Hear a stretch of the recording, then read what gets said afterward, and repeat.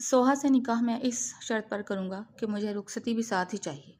आलियार खानज़ादा की अचानक फरमाइश पर सब दंग रह गए और किचन में बर्तन धोती सोहा इसके खौफ से लरसने लगी। सब जानते थे आलियार ज़िद का कितना पक्का है, फिर भी नाना जान अपनी यतीम नवासी का निकाह इस पत्थर दिल से ज़बरदस्ती करवा रहे थे। वो यतीम पहले घर वालों की ठोकरों की जद में थी, अब इस ज़िद्दी घमंडी शख्स के हत्थे चढ़ गई थी। सोहा जानती थी आलियार सिर्फ इससे बदला लेने को रुखसती करवा रहा है, क्योंकि वो आलियार के कहने पर सबको इनकार नहीं कर पाई थी। रुखसती होते ही वो सोहा को रूम में लाकर नफरत से गुर्राया। मुझसे शादी की तुम्हारी यही सज़ा है कि रोज़ मेरे आने से पहले तुम एक पाँव पर सुबह तक खड़ी रहा करोगी। इसकी सफाकियत पर वो मासूम हिचकियों से, सोहा भाभी, आपको किसी चीज़ की ज़रूरत तो नहीं? यास्मीन सोहा के कान के पास झुकती नरम लहजे में बोली। नहीं यास्मीन, मुझे कुछ नहीं चाहिए। घबराहट के बाइस वो चाहते हुए भी इस वक्त कुछ नहीं मांग सकी थी। इस शख्स का खौफ इतना था कि इसे इस वक्त अगर बिना हवा के भी रहना पड़ता तो वो रह लेती। भाभी, आपने सुबह से कुछ नहीं खाया, फिर आपने हॉल में भी कुछ नहीं खाया, कहें तो मैं ला दूं खाना? यास्मीन को इसकी फिक्र हुई थी। नहीं यास्मीन, मुझे भूख नहीं है। अगर मुझे भूख होती तो मैं खुद से कह देती। इस शख्स का खौफ ही इतना था कि अगर भूख होती भी तो वो खाना ना खाती, मगर इसके खौफ की वजह से तो इसको भूख भी नहीं लग रही थी। सुबह से लेकर अब तक कुछ नहीं खाया था, फिर भी इसे महसूस नहीं हो रहा था कि वो भूखी है। अच्छा भाभी, मैं जा रही हूँ, किसी भी चीज़ की ज़रूरत पड़े आप मुझे कहलवा दीजिएगा, मैं ला दूंगी। यास्मीन नरमी से इससे कहती तेजी से इसके कमरे से निकल गई। जबकि इसके कमरे से जाने के बाद इसने फटाफट अपने चेहरे से घूंघट हटाया था। घूंघट के नीचे इसका खूबसूरत चेहरा डर से सहमा हुआ था। वो जंगली इंसान आके इसके साथ क्या करेगा, सोच कर ही इसका होल उठ रहे थे। इसका इमेज आलियार के आगे जो बना था, वो जानती थी कि आलियार इसे कभी नहीं छोड़ेगा, मगर वो भी क्या करती। किसी ने इसकी सुनी ही कहाँ थी इसकी खूबसूरत आंखों से आंसू बहने निकले। अपने माँ बाप शिद्दत से याद आए थे। अगर आज इसके माँ बाप जिंदा होते तो इसकी सुन लेते, मगर यहाँ मौजूद किसी फर्द ने इसकी नहीं सुनी थी। नाना जान इससे बेतहाशा मोहब्बत करते थे, मगर इसके लाख मना करने के बावजूद भी नाना जान ने इस दफ़ा इसकी नहीं सुनी थी। और वो जालिम समझ रहा था कि इसने सब कुछ जान कर किया है। हाल में वो इसको किन नज़रों से देख रहा था ना, इसको इसकी आंखों से अब तक खौफ महसूस हो रहा था। या अल्लाह, ये मैं कहाँ फंस गई? मैंने ऐसा कौन सा गुनाह किया था अल्लाह, जो तूने मेरे साथ ऐसा किया? इसके दिल से शिकवे निकलने लगे थे। कितनी कोशिश की थी ना इसने आखिरी हद तक इस शादी को रोकने की, मगर कहीं इसकी नहीं चल सकी थी। और आलियार की नज़रें इसको मज़ीद मार रही थी। वो क्या समझ रहा था वो अच्छे से समझ गई थी, मगर वो इसको कैसे बताती कि इससे शादी करने से अच्छा तो वो मरना पसंद करती। अभी वो इन सब चीज़ों के बारे में सोच ही रही थी कि तभी दरवाजे की तरफ हल्का सा खटका हुआ। वो दहल कर अपने सीने पर हाथ रख चुकी थी। जिस शैतान के ना आने की वो दुआएं मांग रही थी, वो शैतान वहां आ चुका था। अगले ही लम्हे वो धाड़ से दरवाज़ा खोलता कमरे के अंदर दाखिल हुआ। फूल की पत्तियों से सजे कमरे को देखते आलियार खानजादा का चेहरा मजीद सुर्ख हो गया। वो अपने गुस्से पर काबू पाता सर्द निगाहों से बिस्तर पर बैठे इस नाजुक वजूद को देखने लगा, जो इसकी मौजूदगी से थर थर कांप रही थी। इसको कांपते देखकर आलियार खानजादा के लबों पर तंजिया मुस्कुराहट आई थी। मेरे कहने पर अपने नाना जान को इनकार न कर सकी और अब कांप कांप के मुझे ऐसे दिखा रही है जैसे मुझसे पता नहीं कितना डरती है। ड्रामेबाज नहीं तो। वो इसका घूरने लगा। बस नहीं चल रहा था कि जाकर इसका ये दुल्हनों वाला रूप तहस नहस कर दे। ये शादी किसी बोझ की मानिंद इस पर मंड दी गई थी और वो इस बोझ को ढाने के मूड में नहीं था। किसी से पूछकर तुम मेरे बिस्तर पर बैठी? इसकी सर्द आवाज़ सुनते सोहा की रीढ़ की हड्डी में सनसनाहट दौड़ गई थी। कुछ पूछा है मैंने तुमसे? बताओ, किससे पूछकर तुम मेरे बिस्तर पर बैठी? अब की दफ़ा इसका लहजा बेतहाशा सख्त था। वो मुझे यास्मीन यहाँ बिठाकर, वो तुम्हें बिठा गई और तुम यहाँ बैठ गई? वो इसकी बात काटता धारते हुए बोला। तो मैं इसे क्या कहती? बोलते बोलते वो रो पड़ी। इतनी मजबूर तो आज से पहले वो कभी नहीं हुई थी जितनी आज हो गई थी। मेरी बात सुनो, ये रोने धोने का ड्रामा मेरे सामने मत करना। शादी से जब इनकार करने को कहा था तो तुमने इनकार क्यों नहीं किया? वो इसके करीब आता सख्ती से इसका बाजू पकड़ते इसको बिस्तर से नीचे उतार चुका था। सोहा से सख्ती इसके हाथों से अपना बाजू निकलवाने लगी। वो मजीद सख्ती से इसका बाजू थाम चुका था। तकलीफ से सोहा की आंखों से तेजी से आंसू बहने लगे। मैंने तुमसे कहा था ना कि इस शादी के लिए इनकार कर देना, नहीं तो मैं तुम्हारा वो हशर करूंगा जो तुम सोच भी नहीं सकती। कहा था ना। इसकी खामोशी पर वो धाड़ा। इसकी धाड़ से डरते वो तेजी से इस बात में सर हिलाने लगी। मगर अब शादी तो हो गई, अब तुम्हारी सजा यही है कि रोज़ رات جب تک میں نہ کہوں تب تک تم ایک ٹانگ پر کھڑی رہو گی۔ اس سے پہلے اگر تم نے بے ایمانی کی تو کوئی بھی کوشش کی تو میں تمہیں اور بھی سخت سزا دوں گا۔ اس کے منہ سے یہ سب سنتے وہ بے یقین ہوئی تھی۔ وہ شخص اس کو یہ سزا دے گا، اس نے بھلا کہاں سوچا تھا؟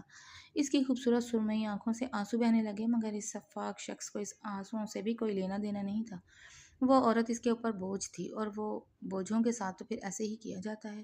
وہ اپنی آنکھوں میں خون بھرے سے دیکھتا جا رہا تھا، جبکہ سوہا کی آنکھوں میں اس وقت اتنی تکلیف تھی کہ اگر کوئی اس کی آنکھوں میں دیکھ لیتا تو اس کا دل پھٹ جاتا۔ تقدیر ابھی سوہا کے ساتھ بے رحم تھی، مگر ہمیشہ نہیں رہنے والی تھی۔ یہ آپ کیا کہہ رہے ہیں آلیار لالا؟ خبردار خبردار سوہا، جو مجھے لالا کہا تو میں تمہارا منہ توڑ دوں گا۔ بھول گئی ہو تمہارے اور میرے درمیان کیا رشتہ بن گیا ہے اب؟ وہ چیخا تھا۔ ایک تو پہلے ہی اس کا دماغ خراب تھا، اوپر سے وہ مزید اس کا دماغ خراب کیے جا رہی تھی۔ تو اور کیا کہوں میں آپ کو؟ آپ ہی تو کہتے ہیں کہ میں آپ کو لالا کہوں۔ وہ ہچکیوں کے درمیان بمشکل بولی۔ بے وقوف لڑکی، وہ نکاح سے پہلے کی باتیں تھیں، اب میں تمہارا لالا نہیں ہوں، سمجھی تم؟ اور خبردار، جو آئندہ کے بعد لالا کہا تو ٹھیک ہے ٹھیک ہے، نہیں بولوں گی، وہ ہچکیوں سمیت بولی۔ رونا بند کرو اور جا کر ایک ٹانگ پر کھڑی ہو جاؤ، جب تک میں کمرے میں نہیں آ جاؤں تب تک تم سیدھی نہیں ہوگی، اور اگر اس سے پہلے تم سیدھی ہوئی تو سزا مزید خطرناک ہو جائے گی۔ اس کی شفاقیت پر وہ ہچکیوں سے رونے لگی۔ میں نے کیا کیا ہے؟ وہ روتے روتے بولی۔ تم نے کیا کیا ہے؟ تم پوچھ رہی ہو یہ؟ جب اس روز میں نے تمہیں کہہ دیا تھا کہ دادا جان کو اس رشتے سے انکار کر دینا تو تم نے کیوں نہیں کیا؟ وہ اس کا بازو اپنے ہاتھ میں لیتے بری طرح مروڑ چکا تھا۔ لالا، میں مر جاؤں گی، پلیز یہ سزا مجھے مت دے۔ تو تم مر ہی جاؤ تو ہی اچھا ہوگا۔ میں قسم کھا رہی ہوں، میں نے اس دن کہا تھا نانا جان سے کہ میں یہ شادی نہیں چاہتی، مگر کسی نے میری کوئی بات ہی نہیں سنی۔ وہ بری طرح روتی آلیار کو سب کچھ سچ سچ بتانے لگی۔ ہاں، میں تو جیسے جانتا ہی نہیں ہوں کہ تم کتنا سچ کہتی ہو۔ تم سے نفرت ہے مجھے، سخت نفرت۔ وہ اس کے ہاتھ کو دوبارہ سے اپنے ہاتھ میں لے چکا تھا، جس کو اپنی کزن کے ہوتے ہوئے منظور کرنا مشکل تھا۔ اس کو اپنی بیوی کے روپ میں کیسے منظور کروں؟ بولو۔ اس کی ناپسندیدگی پر سوہا کا دل پھٹا تھا۔ وہ شخص اسے اتنا ناپسند کرتا ہوگا، اس نے تو کبھی سوچا ہی نہیں تھا۔ اس کے بہتے آنسو دیکھ کر وہ غصہ ضبط کرتے پوری قوت سے اس کو بستر پر پھینک چکا تھا۔ وہ بستر پر اوندھے منہ گرتی پھوٹ پھوٹ کر رونے لگی۔ تمہارا اور میرا کوئی رشتہ نہیں ہوگا۔ اس نکاح کو کبھی نکاح مت سمجھنا، یہ نکاح ہمیشہ کاغذی رہے گا۔ تم اس کمرے میں تو رہو گی، مگر میرے ساتھ ہرگز نہیں۔ جب میں اس کمرے میں آؤں گا تم مجھے اپنی شکل کم سے کم دکھانا، اور ایک کونے میں پڑی رہنا، میری جگہ پر آنے کی جرت بھی مت کرنا۔ وہ اس کے کان میں زہر انڈیلتا تیزی سے کمرے سے نکل گیا تھا، جبکہ وہ تکیے میں اپنا منہ چھپائے بری طرح رونے لگی۔ ایسا لگ رہا تھا کہ دل پھٹ کر باہر آ جائے گا۔ اس کا شوہر اسے نفرت کرتا تھا، تھوڑی بہت نہیں، اچھی خاصی نفرت، اور یہ چیز اسے برداشت نہیں ہو رہی تھی۔ کہتے ہیں کہ جن کا شوہر ان سے ناخوش ہو، اللہ بھی ان سے ناخوش ہو جاتا ہے، مگر اس نے تو کچھ بھی نہیں کیا تھا، پھر کیوں اس کے ساتھ یہ سب ہو رہا تھا؟ وہ اپنے بائیں حصے کو بری طرح مسلتے اور پھوٹ پھوٹ کر رونے لگی۔ جتنا خود کو سنبھال رہی تھی اتنا ہی بکھرتی جا رہی تھی۔ ماں باپ کی یاد مزید شدت سے آتی جا رہی تھی۔ کاش وہ لوگ زندہ ہوتے تو آج اس کی شادی یوں نہ ہوتی، بھلے کسی سے بھی ہو جاتی، مگر اس شخص سے تو نہ ہوتی، نہ جو اس کو سخت ناپسند کرتا تھا۔ وہ سیدھی ہو کر لیٹتی اپنے آنسو صاف کرنے لگی۔ جتنا رو رہی تھی اتنا کمزور پڑ رہی تھی، اب وہ رونا نہیں چاہتی تھی۔ صبح سے رو رو کر اس کی آنکھیں اب بری طرح جلنے لگی تھیں۔ وہ اپنے ہاتھوں میں ان کانچ کی چوڑیوں کو دیکھتی زخمی سا مسکرائی تھی۔ دوسرے ہی لمحے وہ اپنے ہاتھ سے ان چوڑیوں کو نوچ نوچ کر اتارتی انہیں زمین پر پھینکتی جا رہی تھی۔ یہ سنگھار اس نے شوہر کے لیے کیا تھا، اس شوہر کے لیے جو اس کو برا بھلا کہہ کر کمرے سے جا چکا تھا۔ اس کو پھر سے ہسٹریائی دورہ پڑا۔ وہ اپنے بالوں کو ہاتھ میں جکڑے بری طرح رونے لگی۔ روتے روتے وہ تکیے پر گر گئی تھی، جلتی ہوئی آنکھوں کو دوبارہ سے مون لیا تھا۔ اب کی دفعہ بند آنکھوں کے پیچھے ماضی کے منظر گھوم رہے تھے، وہی منظر جو اس کے لیے کبھی بھی اچھے ثابت نہیں ہوا تھا۔ ہوش میں ہوتی تو کبھی ماضی میں نہ جاتی، مگر پے در پے دکھوں نے اس کو اس وقت ہوش سے بیگانہ کر دیا تھا۔ وہ اپنے آنسو صاف کرتی اس وقت میں جا پہنچی تھی جہاں وہ خوش تھی، بے حد خوش، اپنے ماں باپ کے ساتھ مکمل مطمئن۔ مگر پھر سب خراب ہو گیا تھا، سب کچھ۔ آنکھوں سے پھر زور و شور سے آنسو بہنے لگے تھے۔ اب کی دفعہ وہ ماضی سے واپس نہیں لوٹی تھی، بلکہ اب کی دفعہ وہ ماضی میں مکمل طور پر غرق ہو چکی تھی۔ माहौल खुशियों भरा था, चेहरों पर भी खुशी थी। दादी जान, मुझे वो वाली चॉकलेट भी खानी है, 10 साल सोहा अपनी दादी के कान में बोली। मगर मेरी बच्ची, वो तो माहीन की है ना। माहीन इसके चचा की बेटी थी जो इसकी ही हम उम्र थी। दादी, आप मुझे वो दे दो ना, माहीन को चचा दूसरी ला देंगे। वो मासूम सा मुंह बनाकर बोली। दादी जान इसका यूं मुंह बनाना बर्दाश्त न कर सकी और फौरन ही इसके हाथों में वो चॉकलेट रख दी। सानिया बेगम ये देखती मुस्कुराई थी। शादी को 11 साल हो गए थे। उनकी मासूम सी बेटी अब 10 साल की हो चुकी थी, मगर फिर भी सब इससे इतना प्यार करते थे कि घर के बाकी सारे बच्चे पस मंज़र में चले जाया करते थे। सानिया बेगम कमरे से मुकम्मल तैयार बाहर आईं। पीछे पीछे जुनैद साहब भी बाहर आए थे। मम्मा बाबा, आप लोग कहाँ जा रहे हैं? मैं भी चलूँ आप लोगों के साथ? सोहा फ़ौरन से भी पहले अपनी दादी की गोद से छलांग लगा कर उतरी थी। नहीं मेरे बच्चे, मैंने आपको बताया था ना, मम्मा बाबा काम से जा रहे हैं, बस थोड़ी देर में वापस आ जाएंगे, जब तक आप अपनी दादी के पास रहो। सानिया बेगम इसके बाल संवारते हुए बोली। वो अपनी माँ का चेहरा देखते ही असबात में सर हिलाती दोबारा से दादी की गोद में चढ़ गई थी। और बच्चों के आगे सोहा वाकई मासूम और भोली भाली बच्ची थी। ज़्यादा जिद इसकी शख्सियत में ही नहीं था। सानिया बेगम और जुनैद साहब इसको प्यार करते थे जिसे बाहर चले गए थे। नहीं जानते थे कि दोबारा अब वो इस दहलीज पर कंधों में ही आएंगे। काम कर कर के जब वो वापस आने लगे, तब एक हैवी ट्रक ने इनकी गाड़ी को बुरी तरह कुचल दिया था, जिसके बाद एक सांस भी वो दोनों न ले सके थे। मौके पर ही दोनों जाँ बहक हो गए थे। एम्बुलेंस की आवाज़ सुनते सबका दिल धड़का था, मगर अपने बेटे की बहू की ये हालत देखते दादी को बुरी तरह चक्कर आए थे। जबकि वो मासूम सोहा लोगों के रोने की आवाज़ें सुनती हैरान और परेशान अपने माँ बाप को देखने लगी, जिनका चेहरा भी इस वक्त पहचाना नहीं जा रहा था। वक्त का काम है गुजरना, सब वो तेज़ी से गुजरता चला गया। कुछ घंटे बाद ही इसके माँ बाप की तदफीन कर दी गई। वो बच्ची जो कल तक सबकी लाडली थी, अब यतीम और बेसहारा हो गई। माँ, आप जानती तो हैं हमारे घर के हालात पहले ही नहीं सही, इसके ऊपर से हम एक और बोझ को कैसे पालेंगे? इसके बड़े चचा की सख्त आवाज़ सुनते सोहा ने अपने कानों पर हाथ रख लिया था। दादी जान ने इसको खींच के अपने सीने से लगाया था। नहीं बोल राशिद, मेरी बच्ची है, मैं पाल लूंगी इसे। माँ, इसकी माँ 4 भाइयों की लाडली और अकलौती बहन थी, और वो लोग अमीर भी हैं। माँ, इसे पाल सकते हैं। इन लोगों को बुलाएं और दे दें इसे, इन पर यह बोझ भी नहीं बनेगी। इसके छोटे चचा भी दो बदू बोले थे। वो बुरी तरह रोते वहां से भाग गए। अगले दिन सुबह सुबह इसके नाना जान वहां आए थे। शायद इसके चचा इसके नाना को फ़ोन करके वहां बुला चुके थे। इस रोज़ वो अपनी दादी के सीने से लगकर बहुत सा रोई थी। नहीं जानती थी कि ये रोना भी आखिरी होगा। बाद में ये शफीक साया भी इसके सर से उठ जाएगा। इस रोज़ इसके नाना जान इसे खानजादा हवेली ले आए थे, मगर वो नहीं जानती थी कि यहाँ भी इसका आना किसी को ख़ास पसंद नहीं आएगा। इसकी नानी जान तो आज से 5 साल पहले रुखसत हो चुकी थी। अब अगर इस घर में इसका कोई था तो इसके नाना ही थे। वो 4 मामू जो इसकी माँ से बेतहाशा मोहब्बत करते थे, इसके आने पर नाक मुंह चढ़ाने लगे। शायद बहन के मरने के बाद बहन की मोहब्बत भी दिल में मर चुकी थी।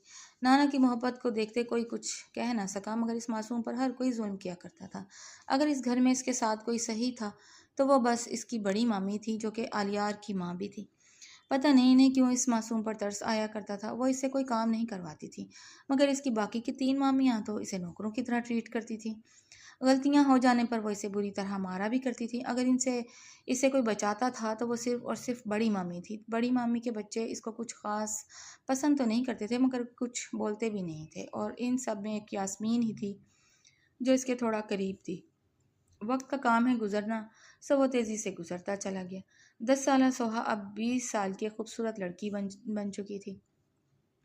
नाना जान के दिल में पता नहीं क्या आया, जो उन्होंने बिना कुछ बोले, बिना कुछ पूछे इसका रिश्ता अपने लाडले पोते आलियार खानजादा से तय कर दिया। आलियार ने बचपन से लेकर अब तक कभी इससे सीधे मुंह बात नहीं की थी। बचपन से ही अपनी फूफो की बेटी से जहर लगती थी। वो इससे बात तक नहीं करता था और इससे शादी करना इसके लिए बहुत मुश्किल था। दादा जान का इनकार करने के बावजूद भी जब वो ना माने तो वो मजबूर होता सोहा के पास आया था। मेरी बात सुनो सोहा, दादा जान तुम्हारे और मेरे रिश्ते की बात कर रहे हैं, और मैं किसी हाल में तुमसे शादी नहीं करना चाहता। बेहतर यही होगा कि जब नाना जान तुम्हारे पास आए तो तुम इन्हें इनकार कर देना। वो सख्ती से बोला। मगर मैं लाला, मैं नाना जान को कैसे इनकार?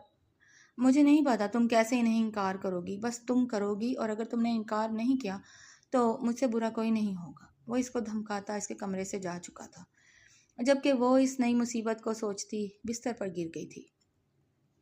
کیا کیا کرے، کیا کیا سوچیں، اسے سمجھ ہی نہیں آ رہا تھا۔ ابھی وہ بیٹھی ہی تھی کہ تبھی اس کا دروازہ بجاتے نانا جان اندر داخل ہوئے۔ نانا آپ یہاں؟ وہ اپنے نانا کو دیکھتی حیران ہوئی۔ ہاں کیوں، کیا میں اپنی نواسی کے کمرے میں نہیں آ سکتا؟ وہ مصنوعی سا غصہ ہوتے ہوئے بولے۔ نہیں نہیں نانا، کیوں نہیں، آ سکتے ہیں، آئیں بیٹھیں۔ وہ ان کا ہاتھ پکڑتی ان کو اپنے برابر بٹھا چکی تھی۔ مجھے تم سے بات کرنی ہے سوہا۔ نانا جان کی آواز سنتے ہی اس کا دل دھڑکا۔ اگر تھوڑی دیر پہلے اس کو الیار نہ بتاتا تو وہ اس بارے میں سوچ بھی نہ پاتی، مگر اب وہ جانتی تھی کہ نانا جان کو کیا بات کرنی تھی۔ جی نانا جان بولیں، وہ نرمی سے نانا جان کے ہاتھ پر ہاتھ پھیرتے ہوئے بولی۔ میری جان، اس جمعے کو تمہارا نکاح الیار کے ساتھ رخصتی بھی ہے۔ پتہ نہیں اتنا کیوں ضدی ہے یہ لڑکا۔ میں نے کہا تھا ابھی بس نکاح کر لیتے ہیں، رخصتی بعد میں، مگر مان ہی نہیں رہا۔ نانا جان کے منہ سے یہ بات سنتے وہ سمجھ گئی تھی کہ الیار نے غصے میں یہ سب کہا ہے تاکہ وہ خود ہی انکار کر دے، مگر نانا جان، میں الیار لالا سے شادی نہیں کرنا چاہتی۔ اچھی خاصی ہمت جمع کرتے خالد صاحب سے وہ یہ کہہ چکی تھی۔ مگر کیوں؟ خالد صاحب پریشان ہوئے۔ نانا جان، وہ میرے لالا ہیں۔ اس نے منہ بناتے ایک بھونڈی سی دلیل پیش کی۔ میرے بچے، وہ تمہارا کزن ہے اور کزن کبھی بھائی نہیں ہو سکتے، اور اس لیے تمہارا نکاح ہے اس جمعے کو۔ اب میں تمہارے منہ سے کسی قسم کی کوئی فضول بات نہ سنوں۔ آج تک تمہارا فیصلہ میں نے لیا ہے، کیا کہیں کوئی غلطی ہوئی؟ وہ اس کی آنکھوں میں دیکھتے ہوئے بولے۔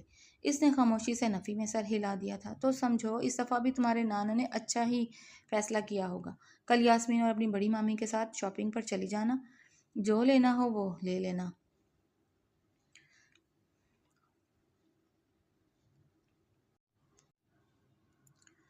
باقی اس جمعے کو تمہارا اور الیار کا نکاح ہے۔ میں سب کو انفارم بھی کر دیتا ہوں تاکہ سارے مہمان وقت سے پہلے یہاں پہنچ جائیں۔ وہ کہتے تیزی سے اس کے کمرے سے نکل گئے تھے، جبکہ وہ اپنے ہونٹوں کو کاٹتی وہیں بیٹھی رہ گئی۔ لاکھ کوشش کے باوجود بھی وہ نانا جان سے بحث نہ کر سکی تھی۔ بچپن سے لے کر اب تک نانا جان نے اسے لاڈوں میں پالا تھا۔ مانتی تھی کہ یہاں اس کی مامی ماما اس کے ساتھ غلط کرتے تھے، مگر پھر بھی ایک نانا ہی تھے جنہوں نے اس کی ہر خواہش کو مانا تھا، اس کی تعلیم مکمل کروائی تھی۔ وہ جو چاہتی تھی نانا جان اسے وہ دیتے تھے، اور اب وہ یہ سب کر کے نانا جان کا دل نہیں دکھانا چاہتی تھی۔ وہ کچھ سوچتی اٹھ کھڑی ہوئی، اور آج جمعہ تھا۔ آج ان دونوں کا نکاح ہو چکا تھا، سارا گاؤں ان کے نکاح میں منعقد تھا۔ کوشش کے باوجود بھی وہ کچھ نہ کر سکی تھی۔ ماضی کے بارے سوچتے سوچتے وہ کب نیند کی وادیوں میں اتر گئی، سے پتہ ہی نہ چلا۔ دلہن کے لباس میں وہ گہری نیند سو گئی تھی۔ کہتے ہیں نا، نیند تو کانٹوں میں بھی آ جاتی ہے، ایسے ہی اسے بھی ان کانٹوں بھرے بستر پر نیند آ گئی تھی۔ فجر کے وقت وہ کمرے میں واپس آیا تھا۔ ساری رات اس نے خود سے لڑتے لڑتے گزار دی تھی۔ کمرے کے اندر داخل ہوتے اس کا منہ پھر سے بن گیا۔ ان پھولوں کی پتیوں نے اس کا جینا دشوار کر دیا تھا۔ شادی کی پہلی رات جو اس کے لیے عذاب بن گئی تھی۔ کمرے کے اندر داخل ہوتے اس نے چاروں جانب سوہا کو تلاشا تھا۔ بستر پر اسے اوندھے منہ سوئے دیکھ کر اس کا منہ بن گیا۔ میڈم صاحبہ نے اپنے کپڑے تک اتارنے کی توفیق نہیں کی، ایسی حرکت کر رہی ہے جیسے پتہ نہیں کتنا تھک گئی ہے۔ وہ چلتا چلتا اس کے پاس آتے رکا۔ اس کا چہرہ دیکھتے کئی لمحوں کے لیے وہ خاموش رہ گیا تھا۔ گول گلابی چہرہ اس وقت رونے دھونے کی وجہ سے لال ہو رہا تھا۔ ناک بھی سرخ ہو چکی تھی۔ سوتے میں وہ بار بار ہچکی لے رہی تھی۔ اس کی یہ حالت دیکھتے الیار کو تھوڑی سی شرمندگی ہوئی تھی۔ اس معصوم کی بھلا کہاں غلطی تھی؟ وہ سارا غصہ اس پر نکال تو رہا تھا، مگر جب وہ کچھ نہیں کر سکا تو وہ معصوم بھلا کیا کر سکتی تھی؟ وہ اس کا پاؤں دیکھتا اپنے لب بھینچ گیا۔ پائلوں نے اس کے پاؤں کو اچھا خاصا زخمی کر دیا تھا۔ اگلے ہی پل وہاں وہ ہوا جس کا کسی کو بھی اندازہ نہ تھا۔ وہ اکڑو گھمنڈی مغرور مرد اس کے پیروں میں بیٹھا۔ وہ پائل نرمی سے اتارنے لگا، ساتھ ہی ساتھ وہ اس کی تمام جیولری اتار کر سائڈ پر رکھتا جا رہا تھا۔ ان بھاری چیزوں سے وہ کتنا ڈسٹرب ہو رہی تھی، اس کے کروٹ بدلنے سے وہ اندازہ لگا چکا تھا۔ اس کو تھوڑا پرسکون کرتے وہ اپنی جگہ پر آتا پھیل کر لیٹ گیا۔ کمرے میں صوفہ نہیں تھا کہ وہ وہاں ہی جا کر سو جاتا۔ آج پہلی بار اس کو اپنی حرکتوں پر غصہ آیا تھا۔ اس کی ماں کتنا چاہتی تھی نا کہ اس کے کمرے میں بھی صوفہ لگوایا جائے، مگر وہ ہی تھا لاڈلا جس کو صوفے پسند ہی نہ تھے، اور آج اپنی انہی حرکتوں کی سزا وہ بھگت رہا تھا۔ ساری رات سگریٹ کے دھوئیں میں اڑایا تھا، مگر نیند تھی کہ اب بھی نہیں آ رہی تھی۔ وہ تکیے کو کسی کو کس کر پکڑتا سونے کی کوشش کرنے لگا۔ کافی کوشش کرنے کے بعد اسے ہلکی ہلکی نیند آ گئی تھی۔ وہ سونے کی بھرپور کوشش میں مصروف تھا، مگر تبھی سوہا کی آواز سنتے اس کی آنکھ کھلی۔ میں نے بہت منع کرنے کی کوشش کی نانا جان کو، مگر اگر وہ نہیں مان رہے تو میں کیا کروں؟ سوتے میں بھی وہ ہچکیاں لے رہی تھی۔ اس کی ہچکیاں سنتے الیار کو پہلی بار شرمندگی ہوئی تھی، اور حد سے زیادہ شرمندگی ہوئی۔ وہ اس کی جانب رخ موڑتا اس کے اس بھاری دوپٹے کو اس کے وجود سے الگ کرنے لگا۔ इस दुपट्टे से वो कितना इरिटेट हो रही थी वो देख कर ही समझ गया था। इसको पुरसकून करने के बाद वो भी अपनी जगह पर आकर लेटा था और अगले 15 मिनट में वो दो वजूद गहरी नींद सो रहे थे। देखना ये था कि नफ़रत से शुरू हुआ ये रिश्ता अब कहाँ जाके ख़त्म होना था। तकदीर क्या चाहती थी दोनों ही अभी नहीं जानते थे, मगर बहुत जल्द जानने वाले थे। तकरीबन सुबह के 9 बजे इन दोनों का दरवाज़ा धड़धड़ाया जाने लगा। सोहा डर से उठकर बैठी थी। अरे उठ जा, कितना सोएगी, और उठकर नाश्ता बना। आफिया की आवाज़ सुनते ही वो डर कर खड़ी हुई थी। आवाज़ों को सुनकर अलियार भी उठ गया था। इसको जल्दी जल्दी बिस्तर से उतरते देखकर इसके माथे पर बलों का जाल बिछा था। कहाँ जा रही हो तुम? वो सख्त लहजे में बोला। वो आफिया आप ही आई हैं नाश्ता बनाने के लिए, बस वहीं जा रही हूँ, वो अपने पाँव सहलाते बोली। तुम बैठो, मैं देखता हूँ। वो खड़े होता तेजी से दरवाजे की जानिब चला गया। आफिया दरवाज़ा बजाए ऐसे रही थी जैसे खुदा न खास्ता घर में किसी की मौत हो गई हो। वो गेट खोलता आफिया को सुर्ख नज़रों से घूरने लगा। आफिया जो सोहा के बाहर निकलने का इंतज़ार कर रही थी, खिलाफ मामूल आलियार को बाहर देखती ही वो घबरा ही गई। क्या मसला है? सुबह सुबह दरवाज़ा बजाकर क्यों सर में दर्द कर रही हो? वो दौड़ते हुए बोला। पूरे घर में सिर्फ आलियार ही ऐसा था जो किसी से सीधे मुंह बात नहीं करता था। आराम से बात तो इसको करनी आती ही नहीं थी। वो आलियार भाई, मैं सोहा को बुलाने आई थी, आफिया हकलाते हुए बोली। क्या काम है तुम्हें सोहा से? आलियार इसको देखता तेज लहजे में बोला। वो अम्मा कह रही हैं कि सोहा को बुलाओ ताकि वो नाश्ता बना सके। आफिया खौफ के ज़ेरे असर घबरा कर बोली। क्यों, क्या तुम सबको नाश्ता नहीं बनाना आता? तुम सबके हाथ टूट गए हैं? दफ़ा हो जाओ, जाकर खुद नाश्ता बनाओ। मगर अलियार भाई, नाश्ता तो सबका सोहा ही बनाती है, आज क्यों नहीं? आफिया तो नाश्ता बनाने के डर से ही पसीना पसीना हो गई थी। एक अरसे से लेकर वही नाश्ता बना रही थी। इन सब का तो नाश्ता बनाना ही भूल गया था इनको। और इतने सारे लोगों का नाश्ता बनाना क्या आसान था? एक सोहा ही थी जो बिना कुछ कहे हर किसी का नाश्ता बना दिया करती थी, और बाकी अफराद इस घर में सोहा जैसे नहीं थे। भाई आप तो ऐसी बातें कर रहे हैं जैसे आपको खुद मालूम ही नहीं। आपको नहीं मालूम कि सुबह का नाश्ता सोहा ही बनाती है, बनाती थी, कल तक बनाती थी, अब नहीं बनाएगी? क्यों, आप क्यों अब क्यों नहीं बनाएगी? आफिया भी दो बदू हुई। इतनी आसानी से तो वो हार नहीं मान सकती थी। इतने सारे अफराद का नाश्ता बनाना कोई आसान काम नहीं था। अब सोहा मेरी बीवी है, कल तक इसकी अहमियत तुम सबकी नज़र में नहीं थी, मगर अब है। और ख़बरदार, जो कोई भी काम इससे करवाया तो नाश्ता करना है ना, जाकर खुद बनाओ, खुद करो। खा खाकर और आराम कर करके तुम सारी की सारी मोटी सांड हो गई हो। वो इसको देखता सर्द लहजे में बोला, जबकि इसके मुंह से मोटी सांड जैसा लफ्ज़ सुनते आफिया का चेहरा बेइज्जती के एहसास से सुर्ख हो गया था। भाई मैं मोटी हूँ? बिल्कुल, सिर्फ तुम ही नहीं, इस घर के सारे अफराद बैठ बैठ कर हड हराम हो गए हैं। जाओ, जाकर इन्हें उठाओ और सारे मिलकर नाश्ता बनाओ। आज मैं तुम सबके हाथ का नाश्ता ही करूँगा, और अगर नाश्ता नहीं बना हुआ फिर देखना तुम सब। बात बढ़ती देख कर सोहा फटाफट बड़ी सी चादर पहनती बाहर आई थी। इसकी बातें और आफिया की बातें सुनकर वो ये भी भूल गई थी कि वो अब तक दुल्हन के जोड़े में मलबूस है। अब हटें अलियार, में जाऊँ? थोड़ी देर लगेगी, मैं सबका नाश्ता बना दूंगी, वो इसको पीछे हटाते बोली। सोहा, पिछले आधे घंटे से मैं यहाँ खड़े होकर क्या बकवास कर रहा हूँ? मुझे तुम्हारे हाथ का नहीं, मुझे इन सब के हाथ का नाश्ता करना है। इन लोगों को भी चाहिए कि ये लोग भी कुछ करें। इनकी हडहरामी यहाँ तो चल जाएगी, ससुराल में जाकर ये क्या करेंगी? इनके अपने जैसी सास नंद अगर इन्हें मिल गई ना, तो फिर इन लोगों को मालूम होगा। इसके मुंह से सास नंद की बात सुनते आफिया का सांस बंद हुआ था। वाकई वो ये हकीकत बर्दाश्त नहीं कर सकी थी। तुम दफ़ा हो जाओ किचन में और जाकर नाश्ता बनाओ, हम थोड़ी देर में नीचे आ रहे हैं।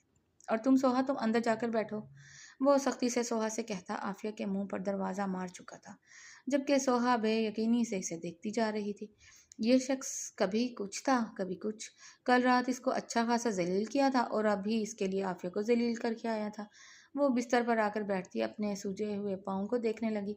साथ साथ वो अलियार को भी देख रही थी। इसने जैसे इस वक्त इसके लिए स्टैंड लिया था, इसे यकीन ही नहीं आया था कि ये वही अलियार है।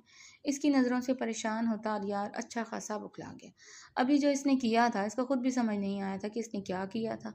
क्या हुआ, ऐसे क्या देख रही हो? नहीं, वो बस जो बाहर आपने जो भी किया वो मुझे अच्छा लगा। ज़्यादा खुश होने की ज़रूरत नहीं है, तुम्हारी तबीयत नहीं सही थी, इसलिए बस मैंने आफिया से ये कहा।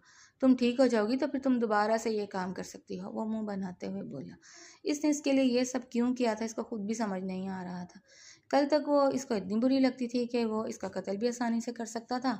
फिर अचानक क्या हुआ था? शायद अपनी हरकतों पर थोड़ी शर्मिंदगी हो रही थी, इसलिए वो इसके लिए थोड़ी आसानी करना चाहता था। इसकी नज़रों से परेशान होते वो तेज़ी से वॉशरूम की जानिब चला गया था। دھڑکتا ہوا دل بھی اس کو اس وقت یہ نہیں سمجھا سکا تھا کہ ہوا کیا تھا۔ تقریباً آدھے گھنٹے بعد وہ مکمل تیار ڈریسنگ روم سے باہر آئی۔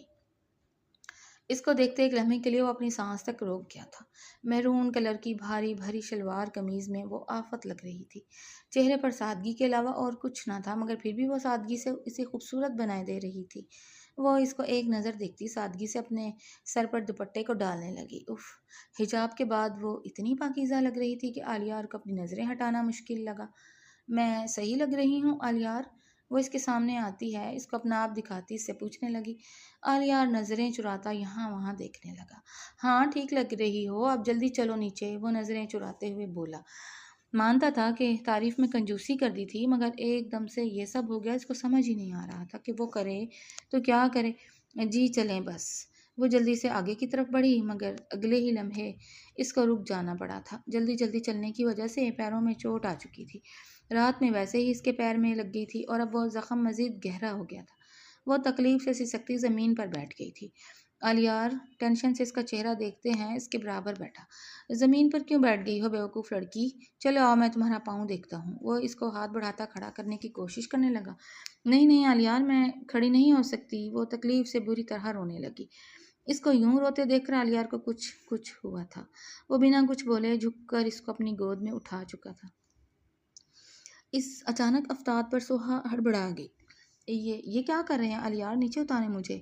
وہ اس کا گریبان سختی سے تھامتے بولی۔ بیوقوف لڑکی، چپ کرو، چلا تم سے جا نہیں رہا۔ جب تک تمہارے پاؤں کی بینڈیج نہیں کروں گا تم جاؤ گی کیسے؟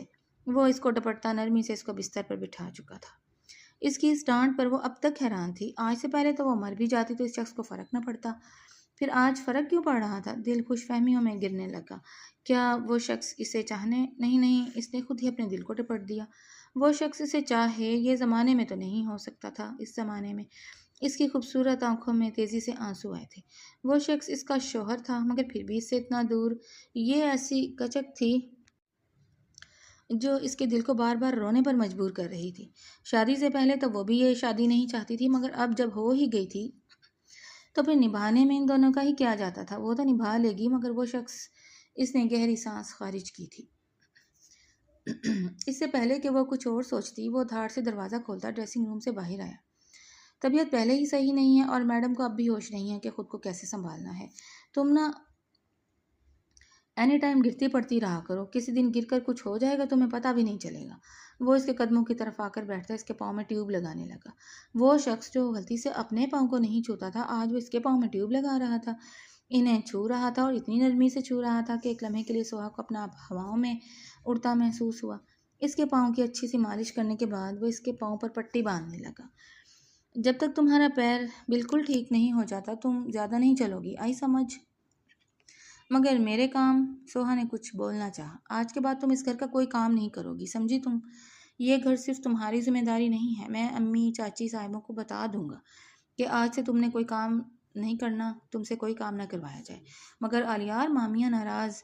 اس سے پہلے کہ بہت کچھ کہتی ہیں نا، اس کے لبوں پر اپنی انگلی رکھ چکا تھا۔ تم اپنی مامیوں کی فکر مت کرو، میں تمہاری مامیوں کو دیکھ لوں گا۔ میں ہاتھ دھو کر آتا ہوں، اپنا دوپٹہ سیٹ کرو، نیچے چلتے ہیں۔ پھر وہ نرمی سے کہتا تیزی سے اندر کی جانب چلا گیا تھا۔ وہ اپنے دوپٹے کو کندھوں سے اٹھاتی دوبارہ سے سر پر سیٹ کرنے لگی۔ تقریباً 5 منٹ بعد وہ دوبارہ ڈریسنگ روم سے باہر آیا۔ چلیں پھر، وہ اس کی جانب آتا ہلکے سے بولا۔ جی بس چلتے ہیں۔ وہ بمشکل کھڑی ہوتی گہری سانسیں لینے لگی۔ تم ٹھیک ہو؟ آلیار اس کی شکل دیکھتا پریشانی سے بولا۔ جی میں ٹھیک ہوں، میں کوشش کر رہی ہوں کہ میں خود سے چل کر نیچے جا سکوں، وہ تکلیف سے بولی۔ اس کے لہجے سے ہی معلوم ہو رہا تھا کہ وہ اس وقت چلنے کی پوزیشن میں ہی نہ تھی۔ جب پائل اتنے ٹائٹ تھے تو تم نے کیوں پہنے؟ وہ اس کو دیکھتا ٹینشن سے بولا۔ وہ نانی جان کے پائل تھے آلیار، وہ مجھے پہننے ہی تھے، چاہے پھر کیسے بھی پہنتی۔ نتیجہ دیکھ لیا پہننے کا، وہ اس کے پاؤں کی جانب اشارہ کرتا طنزیہ لہجے میں بولا۔ اگر پہننے کا اتنا ہی شوق تھا تو بڑا کروا لیتی تھوڑا۔ کس سے کرواتی آلیار؟ اس گھر میں ہے ہی کون میرا؟ رہے نانا جان تو میرا دل نہیں کرتا تھا کہ میں نانا کو تنگ کروں۔ اس کی بات پر آلیار خاموشی سے پیچھے ہو گیا تھا۔ واقعی صحیح تو کہہ رہی تھی وہ، اس کے ہر کام نانا جان کی ذمہ داری تھی۔ ان میں سے کوئی بھی اس کے لیے کوئی بھی کبھی کچھ نہیں کر سکا تھا۔ آؤ میں تمہیں نیچے لے چلتا ہوں۔ وہ جھک کر اس کو اپنی گود میں اٹھا چکا تھا۔ اس کی دوبارہ اس حرکت پر وہ بری طرح بکھلائی۔ نہیں نہیں، آپ مجھے نیچے اتارے الیار، نیچے سب ہیں، میں جا سکتی ہوں۔ وہ بری طرح گھبراتے ہوئے، ٹینشن نہیں لو، تم میری بیوی ہو اور بیوی کو ہی گود میں اٹھایا ہوا ہے، معشوقہ کو نہیں، اس لیے زیادہ نہ سوچو، سختی سے پکڑو نہیں تو پھینک دوں گا، پیر کے ساتھ ساتھ کمر میں بھی چوٹ آ جائے گی، پھر مجھے مت کہنا۔ اس کی دھمکی پر سوہا اس کے کندھوں کو سختی سے تھام چکی تھی۔ وہ نامحسوس انداز میں مسکراتا تیزی سے کمرے سے باہر نکلا تھا۔ تقدیر ہلکا سا مسکرائی تھی، بے شک کہانی شروع ہو چکی تھی۔ ڈرائنگ روم میں داخل ہوتے ہی اس نے نرمی سے سوہا کو صوفے پر بٹھا دیا۔ جھک کر اس نے اس کے پیروں کو بھی اٹھا کر رکھ دیا تھا۔ سلمان صاحب اپنی آنکھ کے پیچھے سے یہ منظر دیکھتے ہلکا سا مسکرائے۔ انہیں اپنے نواسے سے اتنی جلدی اس تبدیلی کی توقع نہیں تھی۔ کیا ہوا میری بچی؟ سلمان صاحب نرمی سے بولے۔ نانا جان کچھ بھی تو نہیں دادا، آپ کی نواسی کے پاؤں میں پائل سے چوٹ لگ گئی تھی، بس اسی لیے وہ چل نہیں پا رہی۔ وہ اس کو دیکھ کر طنزیہ لہجے میں بولا۔ اچھا تم جاؤ، جا کر ذرا لڑکیوں کو دیکھو، پتہ نہیں ناشتہ بنا رہی ہیں یا پائے بنا رہی ہیں۔ اس میں 2 گھنٹے سے کچن میں گھسی ہوئی ہے مگر پھر بھی کچھ نہیں ہو رہا۔ وہ اپنے چہرے کے تاثرات دوبارہ سخت کرتا تیزی سے کچن کی جانب گیا۔ عافیہ اندر بری طرح روتے جلتے بھونتے پیاز کاٹنے میں مصروف تھی۔ امی آپ نہیں جانتی کس طرح اس نے میری انسلٹ کی ہے، مجھے رہ رہ کر اب تک وہ باتیں یاد آ رہی ہیں۔ اس نے وہ باتیں کی ہیں کہ میں بتا بھی نہیں سکتی۔ عافیہ روتے ہوئے بولی۔ اس کی روتی ہوئی آواز سن کر وہ باہر ہی رک گیا تھا۔ یقین تو مجھے بھی نہیں آ رہا عافیہ، اتنا ناپسند کرتا تھا وہ اسے، ہم تو یہی سمجھتے تھے کہ زندگی بھر گھاس نہیں ڈالے گا، اس لیے تو ہم نے بھی سوہا کا انکار اس تک نہیں پہنچایا تھا۔ ہمیں تو یہی چاہیے تھا نا کہ ہم عمر بھر کے لیے ہمیں مفت کی نوکرانی مل جائے گی، اسی وجہ سے ہم لوگوں نے سوہا کا انکار الیار تک نہیں پہنچایا تھا، ورنہ وہ بھلا کہاں شادی کرنا چاہتی تھی الیار سے۔ مجھے تو دکھ ہو رہا ہے عافیہ، کاش میں نے اس چڑیل کے بجائے تیرا سوچا ہوتا تو کل رات اس کی نہیں بلکہ تیری شادی ہوتی۔ پتہ نہیں کیا گھول کے پلا دیا اس نے الیار کو، اماں صرف اور صرف اس کے ہی گن گا رہا تھا۔ ہاں مجھے تو یقین ہی نہیں ہو رہا کہ کل تک تو اس سے اتنی نفرت کرتا تھا، ہم نے بھی کبھی اس کی نفرت میں فرق نہیں آنے دیا، صرف اور صرف اسی وجہ سے کہ آگے کچھ بھی ہمارے خلاف نہ جائے، مگر سب کچھ ایسے ہاتھ سے نکل جائے گا، ہم نے کہاں سوچا تھا۔ بڑی چچی بھی ان لوگوں کے ساتھ مل کر بولی۔ ان لوگوں کی باتیں سنتا وہ تیزی سے اندر داخل ہوا۔ بہت اچھی بات ہے کہ آپ لوگوں کی باتیں میں نے خود ہی سن لی، ویسے سچی بڑے افسوس کی بات ہے، اگر آپ لوگ کی اپنی بیٹیاں اس جگہ ہوتی تو آپ لوگ برداشت کر سکتے تھے؟ آپ کی اس موٹی سانڈ بیٹی کو ایک دن ناشتہ کیا بنانے کا بول دیا، اب تک ٹسوے بہا رہی ہے۔ ایک دن اس کا نہیں سوچا کہ وہ معصوم جو چھوٹی عمر میں یہاں آئی تھی وہ یہاں آ کر کیا کیا سہ رہی ہے؟ تو ہوتے کون ہو تم میری بیٹی کو موٹے سانڈ بولنے والے؟ چچی جان میں گئی ہوں جس کی بیوی کے بارے میں آ کر آپ پتہ نہیں کیا کیا میرے کان بھرتی تھی۔ اگر سوہا کے بجائے تھوڑا دھیان اپنی بیٹیوں پر لگا لیا ہوتا تو یہ دھرتی پہ بوجھ کی طرح اب تک یہاں نہ بیٹھی ہوتی۔ ساری بڑی ہے سوہا سے، مگر پھر بھی کوئی خاص بات نہیں، کھا پی کر اور لیٹ لیٹ کر بس سانڈ ہی ہوتی جا رہی ہیں۔ وہ عافیہ کے پیچھے کھڑی شافیہ کو دیکھتے ہوئے بولا۔ چچی کی ساری بیٹیاں ایک سے بڑھ کر ایک تھیں، ایک کام کرنا آتا نہیں تھا مگر خواہش ایسی تھی کہ پوچھو ہی مت۔ اور میری بات کان کھول کر سن لیں چچی، اب سے میری بیوی کوئی کام نہیں کرے گی، اور اگر آپ میں سے کسی نے بھی اس سے کام کروانے کی کوشش کی تو پھر یاد رکھیے گا کہ میں کیا کروں گا۔ وہ سب کو دھمکی دیتا تیزی سے کچن سے باہر آ گیا تھا، جبکہ چچی کے گونجتے الفاظ اب بھی اس کا سکون برباد کرنے میں لگے تھے۔ وہ تو اس کو گھاس نہیں ڈالے گا، یہی سوچ کر ہم نے اس کا انکار الیار تک نہیں پہنچایا تھا۔ یہ بات اب تک زور و شور سے اس کے دماغ میں ٹکریں مار رہی تھی۔ اس نے ایک بار بھی اس معصوم کی باتوں پر یقین نہیں کیا تھا۔ شادی کی رات کیسے رو رو کر وہ اسے یقین دلا رہی تھی، نہ کہ اس نے نانا جان سے انکار کیا تھا، اس نے سب سے انکار کیا مگر اس نے سوہا کی ایک بھی نہیں سنی تھی۔ احساس ندامت تیزی سے اس کے وجود میں سرایت کر گیا تھا۔ وہ ڈرائنگ روم کے اندر داخل ہوتا سوہا پر اپنی نظریں جما گیا، جو مسکرا کر نانا جان سے باتیں کرنے میں مصروف تھی۔ اس کو یوں مسکراتے دیکھ کر الیار کے دل میں ٹھنڈک اتر گئی۔ جو کچھ اس نے اس کے ساتھ کیا تھا، اس کے بعد بھی اگر وہ شرما رہی تھی، مسکرا رہی تھی یا بات کر رہی تھی تو یہ الیار کی خوش نصیبی تھی، ورنہ آج کل کی لڑکیاں کیسے ہوتی ہیں وہ اچھے سے جانتا تھا۔ سوہا نے ہنستے ہنستے اس کا چہرہ دیکھا تھا۔ اس کی بڑی بڑی آنکھوں میں اپنا عکس دیکھتے سوہا کو کتنی دیر تک یقین ہی نہ آیا تھا۔ کہتے ہیں کہ عورت کے پاس ایک حس ہوتی ہے جس سے وہ پہچان جاتی ہے کہ سامنے والا اسے کس نظر سے دیکھ رہا ہے۔ وہ بھی پہچان گئی تھی مگر پھر بھی وہ اس بات پر یقین نہیں کر سکتی تھی کہ اس کا شوہر اسے اتنے پیار سے دیکھے۔ وہ بری طرح گھبراتے ہی دوبارہ نانا جان سے باتیں کرنے لگی، جبکہ الیار اس کو مسکرا کر دیکھتا اندر آ گیا تھا۔ ان کی شادی کو 1 ماہ کے قریب کا عرصہ گزر چکا تھا۔ اس 1 ماہ میں وہ بری طرح حیران ہی ہوتی رہی تھی۔ پہلی رات تو اس نے اس کے ساتھ وہ کیا تھا کہ وہ پہلی رات بھول نہیں سکتی تھی، اور اس کے بعد وہ اس کے لیے اتنا نرم ہو گیا تھا کہ سوہا کو یقین ہی نہیں آتا تھا کہ یہ وہی آلیار ہے۔ وہ اس تبدیلی کے پیچھے کی وجہ نہیں جانتی تھی، مگر آلیار سب جانتا تھا۔ وہ اس کے اور اپنے درمیان سب کچھ صحیح کرنا چاہتا تھا، مگر اپنا رویہ یاد آتے ہی وہ پیچھے ہو جایا کرتا تھا۔ اس 1 ماہ میں اس کے قریب رہتے رہتے کب آلیار کو اس سے محبت ہو گئی وہ نہیں جانتا تھا، مگر اتنی بات وہ جان گیا تھا کہ اس عورت کے بغیر اب اس کا گزارا نہیں تھا۔ وہ اس کے لیے سب کچھ تھی، اس بات کو تھوڑی دیر سے ہی صحیح مگر وہ مان چکا تھا۔ وہ اپنی چادر کو درست کرتی مسکرائی تھی۔ وہ شخص اس کا حد سے زیادہ خیال رکھتا تھا، اور اس کا خیال رکھنا اب سوہا کو اچھا لگنے لگا تھا۔ ابھی وہ اس کے بارے میں سوچ ہی رہی تھی کہ تبھی وہ ڈریسنگ روم سے میڈیکل باکس لیے باہر آیا۔ تم پاگل بیوقوف لڑکی، اپنا بالکل خیال نہیں رکھتی نا؟ وہ اس کے برابر آ کر بیٹھتا اسے ڈانٹتے ہوئے بولا۔ نہیں آلیار، میں خیال تو رکھتی ہوں، مگر پھر بھی پتہ نہیں سب کچھ مجھ سے کیوں الٹا۔ اس گھر میں ہر کام کے ملازمین ہیں، پھر تمہیں کیا ضرورت ہے کچھ بھی کرنے کی؟ تم ایک سائڈ پر بیٹھ کر بس میرا انتظار نہیں کر سکتی؟ وہ اس کا چہرہ دیکھ کے ہلکے سے بولا۔ اس کی بات پر وہ گلابی پڑی تھی، دل زور زور سے دھک دھک کرنے لگا۔ مگر اگر پورے دن میں یہی سب کروں گی تو میں تو بور ہو جاؤں گی۔ بس تمہاری باتیں نہیں ختم ہوں گی۔ اتنی مشکل سے تمہارا پاؤں صحیح ہوا تھا، پھر سے چوٹ لگوا لی۔ بیوقوف لڑکی، اپنے بارے میں نہ صحیح کم از کم میرے اور نانا جان کے بارے میں تو سوچا کرو۔ اگر تمہیں کچھ ہو گیا تو ہم دونوں کیسے جئیں گے؟ اپنے تئیں وہ بات تو کہہ چکا تھا، مگر دوسرے ہی لمحے وہ اپنی زبان دانتوں تلے دبا گیا تھا۔ جو بات اس کے منہ سے ابھی نکل گئی تھی وہ اس وقت اس بات کو کہنے کی پوزیشن میں نہ تھا۔ کیا کہا آپ نے؟ سوہا سختی سے اس کا بازو تھامتے بولی۔ آپ نے کیا کہا؟ آپ میرے بغیر نہیں جی سکتے؟ اس کی آنکھوں میں خوشی سے آنسو آ گئے تھے۔ جس شخص کو چپکے چپکے چاہنے لگی تھی وہ شخص بھی اس کو چاہتا ہے، یہ خیال ہی بے حد خوبصورت تھا۔ میں نے یہ کب کہا سوہا؟ آلیار نظر چراتا ہوا بولا۔ وہ اس کا چہرہ دیکھتی گہری سانس بھر کر رہ گئی۔ بھلا کیوں وہ اس مرد سے اتنی توقعات وابستہ رکھ رہی تھی؟ اس کی آنکھوں سے موٹے موٹے آنسو بہنے لگے۔ اس کو روتے دیکھ کر آلیار کو کچھ ہوا تھا، اور اسی وقت وہ فیصلہ کر چکا تھا کہ اب وہ اپنے دل کی کوئی بھی بات سوہا سے نہیں چھپائے گا۔ تم نے صحیح سنا سوہا، میں نے یہی کہا تھا، میں نہیں رہ سکتا تمہارے بغیر، نہ میں نہ دادا جان۔ جب تم سے شادی کی تھی تو مجھے ایسا لگتا تھا کہ تم کسی بوجھ کی مانند مجھ پر لاد دی گئی ہو، مگر شادی کے اگلے روز ہی چچی کے منہ سے مجھے یہ بات پتہ لگی کہ تم نے میری بات مان کر اس شادی کے لیے منع کرنے کی کوشش کی تھی، مگر کسی نے تمہاری بات نہیں سنی۔ اس دن مجھے اپنی ساری غلطیوں کا وقفے وقفے سے اندازہ ہوا تھا۔ میں نے پہلی رات جو کچھ بھی تمہارے ساتھ کیا وہ کہیں سے انسانوں والا سلوک نہیں تھا۔ اگر اس دن میں وہ سزا تمہیں دے دیتا تو آج میں اپنے آپ سے نظریں ملانے کے قابل نہیں رہتا۔ وہ سوہا کا ہاتھ نرمی سے تھامتے بولا۔ ان سب میں پتہ نہیں کب تم سے محبت ہوئی، کب میں تمہارے قریب آیا، میں کچھ نہیں جانتا، مگر ہاں میں اتنا جانتا ہوں کہ اب میں تمہارے بغیر نہیں رہ سکتا۔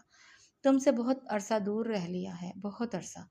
اس 1 مہینہ میں نے خود کو کیسے سنبھالا ہے بس میں جانتا ہوں، اور میرا اللہ جانتا ہے۔ تم میرے پاس تھی مگر میں پھر بھی تم سے دور تھا۔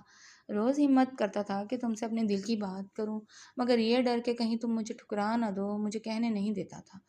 مگر جب آج تمہاری آنکھوں میں بھی وہی سب دیکھا جو میری آنکھوں میں تھا تو پتہ نہیں کہاں سے اتنی ہمت آ گئی کہ میں نے تم سے وہ سب کہہ دیا جو میں محسوس کرتا تھا۔ وہ اس کے بالوں پر ہاتھ پھیرتا نرمی سے بولا۔ میں مانتا ہوں کہ میں نے تمہارے ساتھ بہت غلط کیا ہے، پلیز اس سب کے لیے مجھے معاف کر دو۔ میں اپنی ہر غلطی کا ازالہ کرنے کے لیے تیار ہوں، مگر پلیز مجھے معاف کر دو۔ تم مجھے معاف کر دو گی نا؟ میں پرسکون ہو جاؤں گا۔ وہ اس کے آگے ہاتھ جوڑ گیا تھا۔ وہ نرمی سے اس کے ہاتھوں کو تھامتی اس کے ہاتھ پر اپنے لب رکھ چکی تھی۔ کہتے ہیں کہ جس شخص سے محبت ہو جائے پھر اس سے معافی منگوا کر کیا کرنا، اور ویسے بھی جب وہ شخص اس کا ہو گیا تھا تو پھر معافی کی کیا ضرورت؟ زندگی تو ویسے بھی اب سنورنے والی تھی۔ مجھے آپ کی کسی بات سے کوئی اعتراض نہیں، وہ وقت کی ضرورت تھا اور یہ آج کی ضرورت ہے۔ میری محبت مجھے یہ حق نہیں دیتی کہ میں آپ سے معافی منگواؤں۔ میں نہیں چاہتی کہ آپ بار بار مجھ سے معافی مانگو، اس لیے نہیں، آج آپ سے کہہ رہی ہوں کہ پرانی ساری باتوں کو بھول جائیں، پرانی باتوں کو پرانے زمانے میں ہی چھوڑ کر ہم ایک نئی شروعات کرتے ہیں۔ آلیار خان زادہ، بے شک پھر ہم دونوں قریب رہیں گے، ایک دوسرے کے رہیں گے اور ہمیشہ رہیں گے۔ وہ اس کا ہاتھ تھامتے نرمی سے بولی، جبکہ آلیار خان زادہ اس کی آنکھوں میں اپنے لیے محبت محسوس کرتے کھینچ کر اسے اپنے سینے سے لگا چکا تھا۔ 1 مہینے سے وہ اس سے دور تھا، بے سکون تھا۔ آج وہ اس کے پاس آ گئی تھی، آج وہ اس کی ہو گئی تھی، اب اس کی زندگی پھر سے سنورنے والی تھی۔ تقدیر ہلکا سا مسکراتے واپس لوٹ گئی۔ بے شک کہانی اب اختتام پر پہنچ چکی تھی، اور بے شک اختتام بے حد خوبصورت تھا۔ دو ایسے وجود جو ایک دوسرے سے نفرت کرتے تھے وہ مل چکے تھے۔ کیونکہ یہ اللہ کی رضا تھی۔ بے شک اللہ نے ان دونوں کے نصیب میں ایک دوسرے کو لکھا تھا اور بے شک یہ نصیب بہترین تھا۔ اس کہانی